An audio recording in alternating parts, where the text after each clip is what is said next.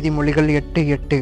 என் வாயின் வாக்குகளெல்லாம் நீதியுள்ளவைகள், அவைகளில் புரட்டும் விபரீதமும் இல்லை அப்படின்னு வசனம் சொல்லுது.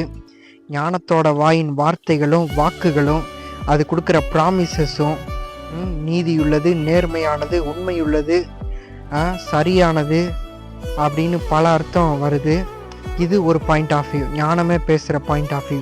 அடுத்து ஞானத்தை உடையவனும், ஞானம் இப்படி இருந்துச்சுன்னா ஞானத்தை உடையவனோட வாயின் வார்த்தைகளும் அவனோட வாயின் வாக்குகளும் அதுவும் நேர்மையானது, நீதி உள்ளது அப்படின்னு 2 பாயிண்ட் ஆஃப் வியூ வருது.